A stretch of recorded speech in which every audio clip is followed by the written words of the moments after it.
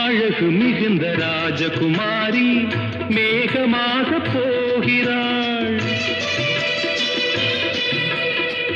ஜரிகை நெளியும் சேலை கொண்டு மலையை மூட பார்க்கிறாள். பள்ளம் சிலர் உள்ளம் என ஏன் படைத்தான் ஆண்டவன்?